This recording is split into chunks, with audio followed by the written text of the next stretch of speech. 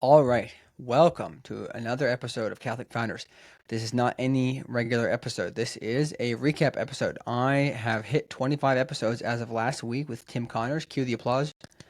And it is late at night, but I'm trying to get this out as quickly as I can. I decided to listen back to all 25 episodes that we put out so far and basically draw out my core lessons from each episode. I was going to originally just do one lesson per episode, but as I was listening, I realized there are just way too many nuggets. The people that have been on the show have shared so many amazing things that there were too many to fit into just one per episode. So we're going to have a few. Some of them have more than others, but we're going to try to do this as concisely as possible, but while also being impactful. So I'm going to try to just kind of reflect on these core things that to me were really valuable, and I hope that you find it valuable as well. If you're somebody who's new to the show, this is a really good opportunity to hear who our past guests were, and you get a little bit of a taste for what was discussed in those episodes. Again, this is by no means a full recap of each episode, just kind of core lessons that I personally took away from those conversations. So, again, if any of these stick out to you, go back and listen to the full episode. You will really enjoy it. And by the way, I am going to try to do this in one episode, but there is a chance that this gets just absolutely too long and it becomes part two. So I guess you'll know that by the time you're listening. All right. So let's go back in time, the Wayback Machine. All right. Episode number 1 with Alessandro De Santo, the co-founder of Hallow. This first episode was actually basically a part 1 of the episode I did with Alessandro. And we talked primarily in this episode is very focused on prayer in the life of an entrepreneur. And the biggest takeaway I had from this one is that prayer is the first step to a successful life of entrepreneurship. As you need to hear from God about the specific good that you're meant to pursue, if you want to learn that, you have to pray. He will speak to you sometimes in louder voices than others, but if you're willing to take aside the time to pray and to hear him in the silence, you will find what God is calling you to. Again, it's sometimes not super clear, but he will guide you to it. You just have to be persistent and come to him. Episode number 2. This was just a mini episode on the parable about the parables being explained to the apostles, and I found this interesting because the exegesis points out that Jesus only explained the parables to true disciples, meaning the regular people were getting parables. They weren't getting the explanation of the parables. We have them partially now because we're not there. We have the explanation in the Bible, but he explained what the parables meant to his disciples. So in other words, if we want to understand what Jesus truly means and what the gospel truly means to us, we have to become disciples first. We have to believe first effectively. We can't just expect to know everything and then let that lead to our conversion or our deepening of faith, right? That was episode number 2. Episode 3. This was Alessandro De Santo again, and this one was talking more so about some of the founding journey of Hallow, but a lot of new things that were not necessarily discussed in the other podcast appearances that he's done, at least not at the time. So for me, the biggest one from this one was that, again, unless you make time for silence, you will never be able to find the whispers that God has for you. He comes to us in a still voice sometimes, and you cannot get that if you are not making time for silence. As entrepreneurs, we are really busy. We have so many excuses to not pray, to not make time for that silence, but it is definitely worth making the time for the silence if you want to hear what God's calling you to. Again, the whole principle here is: are we trying to be entrepreneurs that are pursuing our own ends, or are we trying to be entrepreneurs that are providing for our families, but basically we want to do what God has planned for us, to be instruments of his will. Can't really do that unless you're listening. Make time for the silence, even if it's just 15 or 20 minutes in the mornings. Do it. It's going to be worth it. Episode number 4 was with Sonder Rash. He is a YC founder based in San Francisco and building, I think it's called Safety Wing, if I remember correctly, the company name. Really interesting individual. This is a much longer episode. It's like an hour and a half. Core things from this one. Again, he's such a wise person and very, very thoughtful, but I picked 2 items. Ambition is good or bad depending on the intention behind it. So why are you being ambitious? What are you being ambitious for? We always talk about on the show whether or not ambition is a good thing. And I think this gives a really solid answer that if your ambition is, I'm trying to achieve something in order to do X for God, then it's good. Obviously, you need to make sure that's a pure intention, but it all comes down to the intentions behind why you're doing what you're doing. So really examine that. If you're a very ambitious person, examine why you're being ambitious. And if you're somebody who's not very ambitious because you're worried about being, I don't know exactly, but you're worried about falling into this kind of greed or something like that, maybe you also have the wrong perspective. Maybe you ought to be a bit more ambitious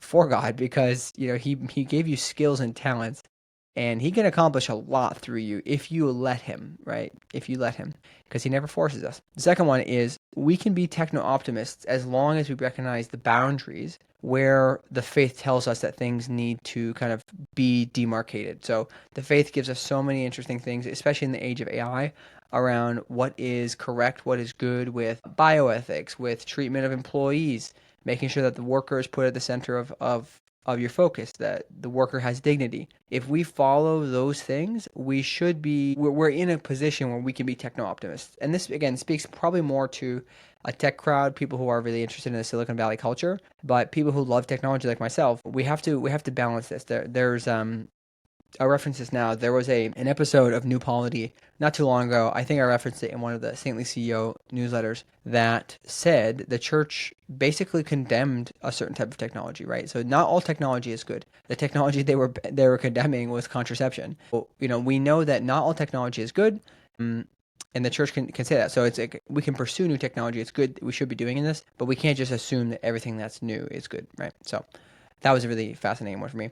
Episode number 5 with Trevor Alcorn. Trevor runs, or is co-founder basically, of Tridentine Brewing, basically a Catholic beer company. Who wouldn't like listening to that one? It's very interesting because they're effectively running a family business, him and his brothers and his dad. So if you're not familiar with them, I would definitely check him out on Twitter. He's got a great Twitter follow. And the core things I took away from that episode were living below your means allows you to afford to take risks and try to start businesses. We talked specifically about how many people are saying like, oh, it's too much risk to start a business. Especially a lot of, Catholic men are maybe too risk averse, if you will. But if you are living well and living below your means, you'll have more opportunities to do so.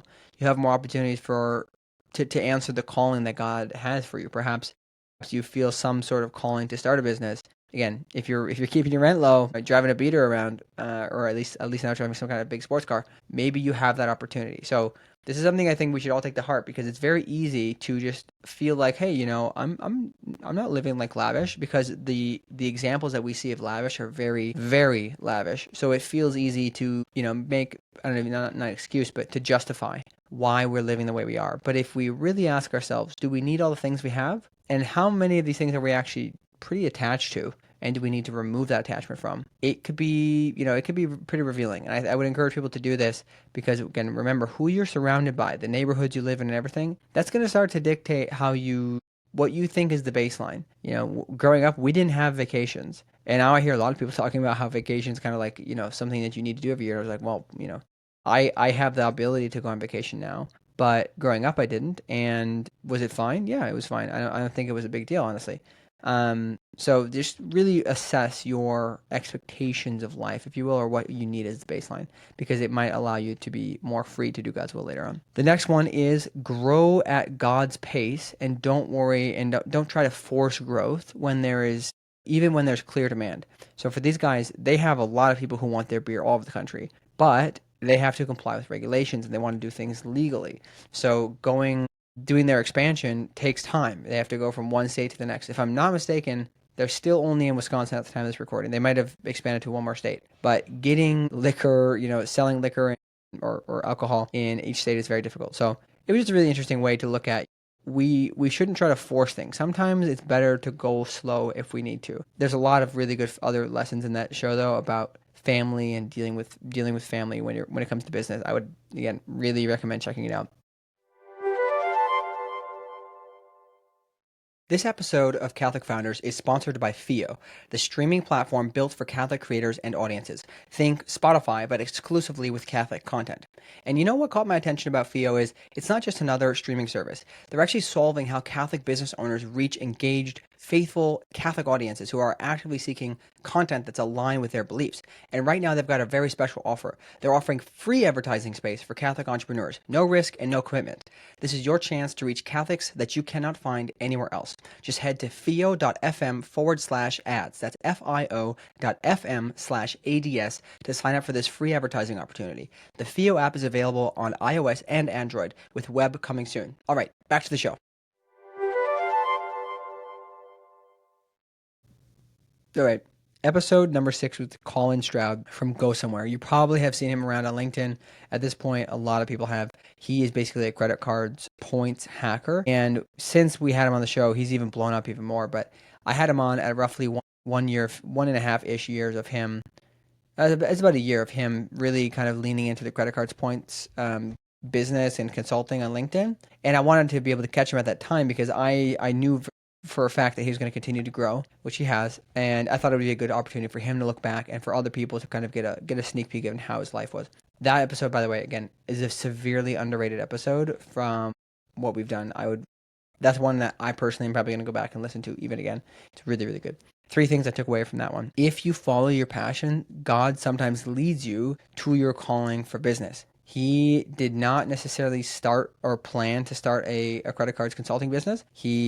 It was kind of born out of a need he was trying to, get some kind of vacation for his family. We talked about vacation before. And he felt that what I have available is not good, but he learned about a couple tips about credit cards, and then because he did some kind of points obtained some bonuses, he was able to take his family on a really nice trip to Europe, even though he was not making a lot of money at the time. And that just began kind of an obsession where, now it leads to now he's doing really, really well. I don't know his numbers, but I know that he's making substantially more money than he was in his best times with his corporate job. The second part from that episode was recognize the need to increase your value per hour. He said something, it seemed very simple at the beginning, but he recognized early on in his life that, just working for, $7.50 an hour or something seemed absurd to him. He's like, that's crazy. If I'm just going to do physical labor for that much. And then he learned a skill, which was, in this case, car detailing. He says it was like a light version of that. And he then applied that skill when he was at Ave Maria University, and he was able to save the university tons of money and convince them to pay him on a per van basis to clean the vans that they used to shuttle around the football team and whatnot. So he was getting paid like $50 per van, which, worked out to like $50 an hour, which technically was the highest paid student on the campus. But it's all because he learned a skill. And this is especially going to be one for the people who are not necessarily already entrepreneurs. If you are in this such situation and you're trying to figure out what to do, you first ask yourself, what skills do I possess? What are the things that I could charge money for? And if you don't have many answers to that, then you need to get working on building some kind of skill that increases your value per hour. We could go into a lot more things beyond that, but I'm just going to leave it there. The next thing was, the last thing was with that episode was, when you fully commit to the Lord and trust in him, he will provide. There was a time where he, after he decided to go solo, he ended up kind of getting slightly nervous about it still, and ended up taking a small contract job to go with it, where he was doing some basic work, and he was going to make about $600 a month doing it. It was pretty minimal, but he just felt, hey, I should do this just in case. He was kind of like hedging his bets. It got to a point where it was unsustainable, and he realized, hey, I'm gonna have to send it. I'm gonna have to quit this job so I can focus on this other stuff. He quit that job, and then as soon as he got off that call, he had I think it was a DM right away from a new client, a business owner that he met with a few hours later, and that person ended up saying, "Great, would love to work on this." And at the time, the offering was $600 to work with business owners to do consultation. And he got the wire. He saw the Stripe come in, and he's like, "Wow." Within minutes of me committing to this, I just made up for the entire income that would have taken me. I forget, it was like 15 hours a month or something. So again, fully trusting in the Lord. Not saying that by doing this you're going to receive money, but you need to put some faith in him, right? God is always there holding us up. And if we're just constantly worried and saying, oh, I got to hedge my bets and everything, how much do you really trust in him, right? So I would definitely encourage you to take that to heart. Episode number 7 was with my good friend Zach Scardino. Him and his brother run a company called Scardino Strategic Partners, and they do a lot of different consulting with business owners who are trying to sell their business or transition their business to family. He's just a very sharp guy. I used to work with him back at the Knights of Columbus. Not directly, but we were at different agencies, but he's a great guy. So there's 3 core things that stood out from this. This episode, by the way, is really good advice for anybody who has a family business or is thinking about buying a business. Just listen to that episode. Really, really top-notch advice. Number 1 was seek expert help, because there's a lot of things that you do not know that you do not know. And do not be too proud to seek help in general. This should be a secret weapon of Catholic entrepreneurs, is that we should have the humility to recognize, hey, there's an area where I don't know a lot. I'm going to go seek expert help. And if you do that on an ongoing basis, you're going to, you're most likely going to succeed in anything, but you'll probably succeed even more than secular people who are trying to do it on their own, trying to prove to the world or whatever they want to that they can do this on their own. So seek help. Do not be too proud. Second piece on that one is put in the effort to be professional and good at growing your business. There's a lot of business owners who unfortunately are just kind of getting by. They're doing things. They've got a certain way about them and how they manage it, and they just let it be. Like, that's fine to them. The best business is if we're really applying ourselves, we should be professional about it. We should be trying to hone our craft, make our customer experience better. It all comes down to loving our customer. Like, if you want to have a better business, do things well. Be very professional. And again, this comes up specifically in the case of that good discussion, because a lot of people think that they're building a good business, and they substantially overestimate the value of their business if they go to sell it. So if you want to be able to pass something on to your kids or just have valuable business to be able to sell to retire on, you're going to have to be professional. Do not assume that what you're doing right now is, the best level. Seek support. All right.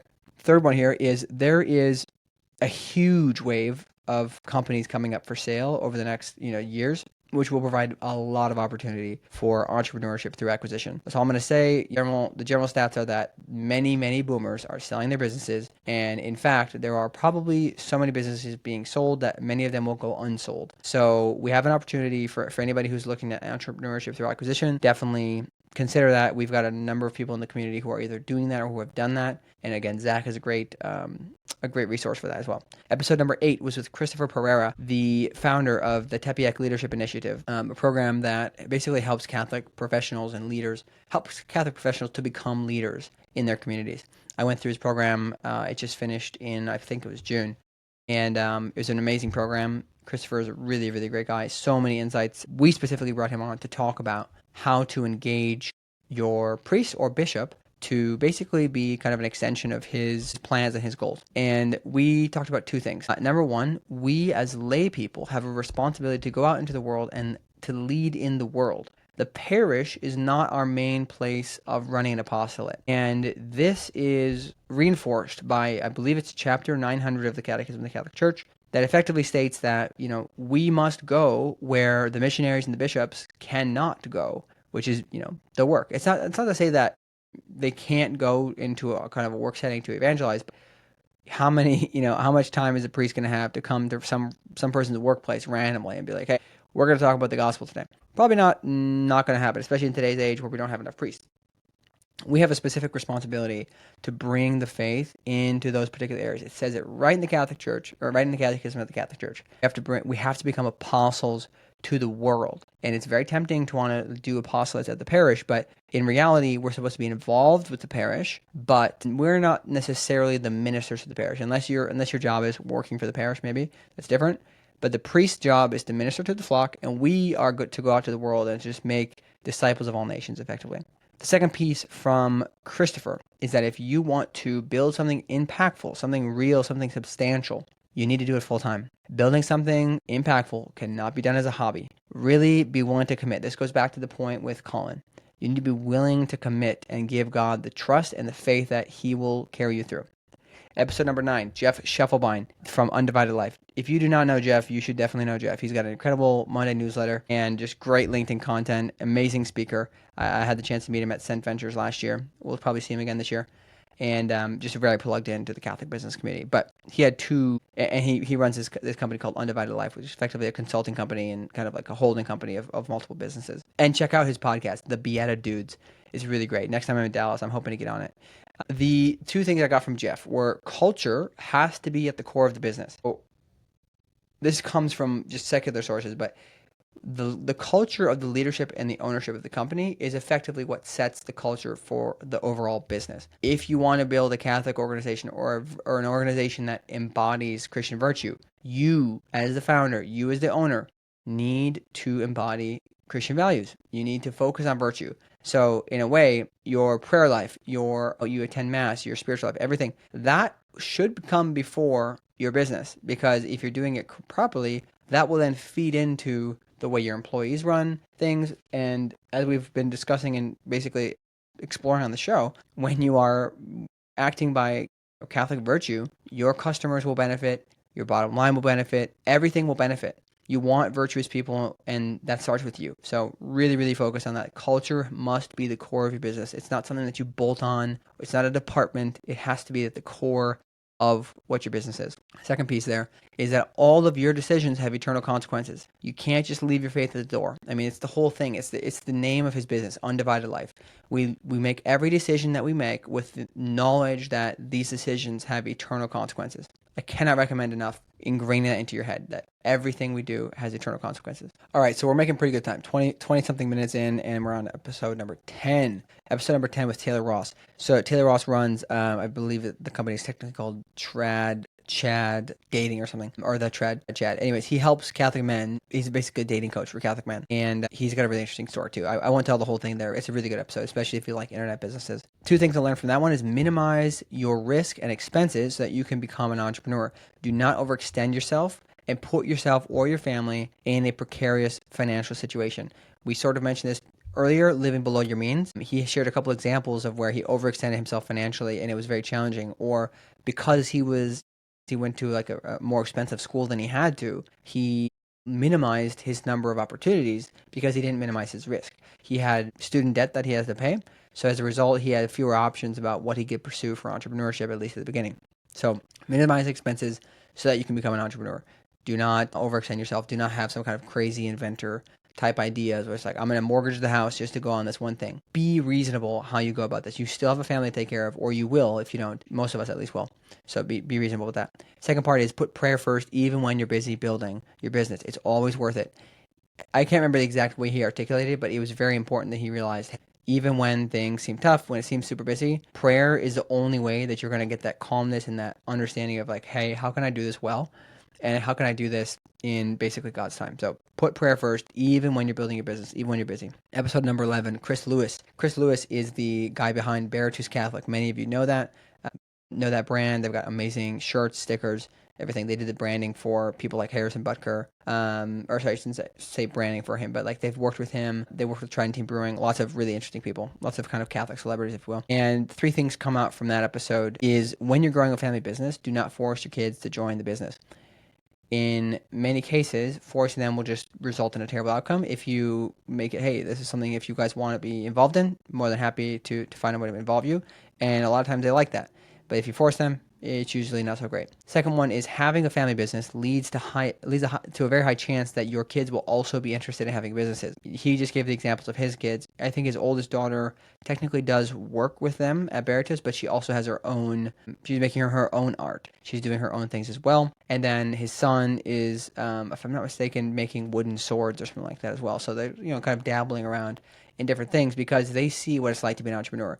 And I personally am very passionate about this. I think that it's a very big service that we can do to our children to basically show them the love of entrepreneurship in a holy way, because otherwise it can be very difficult. The allure of the world can be very difficult for them. Teaching them how to make money, how to provide for themselves, those are really, really great skills. Number three there is that we need to make good art because beauty speaks to the heart. We went a lot into detail on this. I won't share too much of it here, but in general, beauty is a way that God speaks to us or touches us and gets us interested in understanding what he's all about. And as business owners, there's an episode that we'll talk about in a second.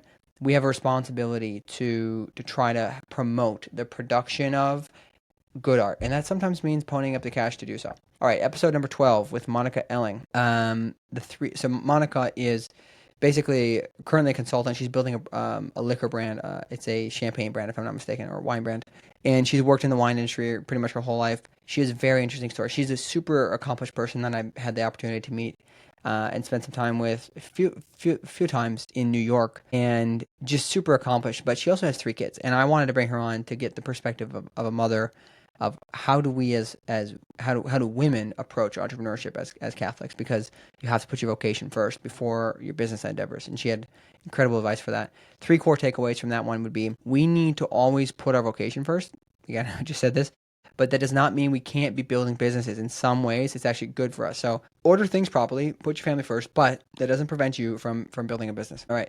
Next thing would be, look at your current problem set for business opportunities. She gave a bunch of business ideas on the podcast, and usually they stem from hey, what's the current problems or challenges that I'm facing? And then you can use that as an opportunity to validate it and see if it works for other people. And then the final thing is she's very passionate about this, and as am I, that we need to build a network of funding opportunities or funding mechanisms for the Catholic business community, because I think that a lot of our morals do not quite fit into the standard finance mechanisms that are out there.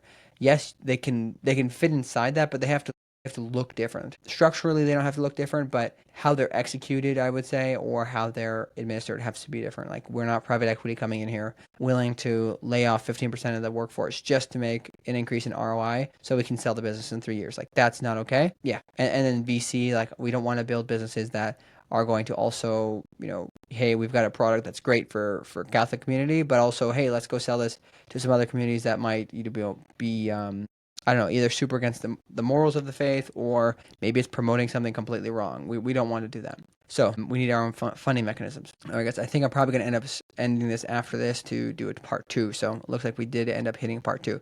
But episode number 13, Rob Kazmark, or well, as I like to call him, he will be the Catholic Disney.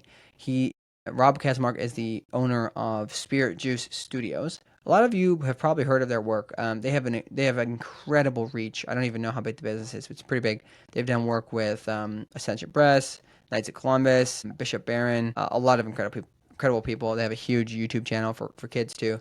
This episode was amazing. So Rob is based out of Chicago. Rob, there's four things that I would cover from this one. It's okay to lean into your role as a leader in a business. God put you there for a reason, so don't be afraid of it. Own it. It took him time to realize that he could call himself CEO, or he could own the role, and his employees eventually kind of convinced him to do that. So that one's a really, really important one. The next thing is to grow for you personally or for your team. There needs to be failure involved effectively. If you're constantly checking the work of your employees, they're never going to feel like they have to give their best work because they know you'll check the work. But if there's opportunity for them to fail, then they realize, oof, like that's rough. I'm going to fix that. And this is kind of like how it is in the spiritual life. God oftentimes lets us fail so that we can learn and get back up again and trust him again, and ideally come closer to him.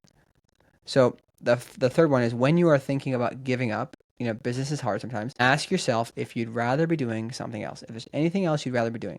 If the answer is no, probably should keep doing what you're doing. He had a couple times where it was really tough, and he's like, man, what would I do? Would I rather be doing anything else? And he could not think of anything else he'd rather be doing. He really enjoyed the work. I think this goes to show that we oftentimes get complacent, and we're dissatisfied suddenly by what we have, even though it's the thing we pursued so long. And we just need a little bit of perspective to remember that. I think it's something I run into all the time. It's like, Nathan Crankfield had a great post about this just recently, where it's like, I forget exactly how he worded it, but it's like, I'm only upset when I lose sight of what I have in front of me. And then he had a great picture of his family. And it's the same thing for me too. It's like, I can be frustrated and annoyed, but if I realize, hey, listen, I have everything I've really ever wanted. I can pay the bills. I run my own business. I have a wife. I have a daughter. This is always what I wanted. So I'm gonna be grateful for that. And I think we all have to make sure that is a kind of a consideration that we have. Fourth thing, sometimes it's important to share your vision publicly with others outside of your company, basically to get where you want to go. Because by sharing it, it will help others know how to help you. Many people are going to judge you for it. They're going to say that you're too ambitious or brash or whatever, but that doesn't matter. It's important to set some kind of vision, because it helps it become a reality through people knowing how they can help, but also it shows us that we can be ambitious. Like, God, think about it this way: God made the earth, right? That's obviously he's God, but that's pretty impressive. Like, that's pretty ambitious. I don't know how you would kind of square that exactly, but what's stopping us, who are creatures who are created in the image and likeness of God, from being involved in some way like that? We are going to take a pause here, and we're going to make this into two parts. I think we're roughly halfway through. The second part might be a little bit longer because there's a few more points on them. But thank you guys for tuning into this. I will be putting episode 2 out very shortly afterwards, so it's not like these are going to be separated that much, but I'm going to break it up into two parts, so it's a little bit more digestible for you.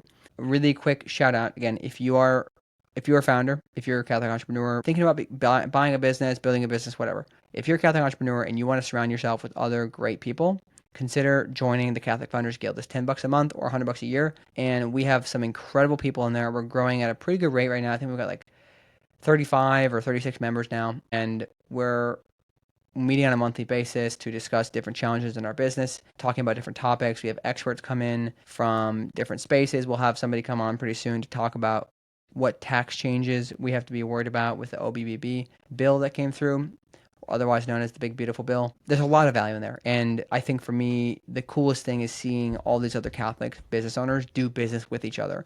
We've got a directory there, so if you need resources, you know who to reach out to, and they're trusted. Like these people, I vet every single person that comes into the community. So there's no crazies, right? At least not to my knowledge. Everybody's great, everybody's solid. So if you're interested in that, go to our Substack and just upgrade to paid, and then fill out the application form, and we'll get you in after we meet, of course. Yeah, thank you guys so much for tuning in. Stay tuned for episode part 2, I should say, of episode 26. Cheers.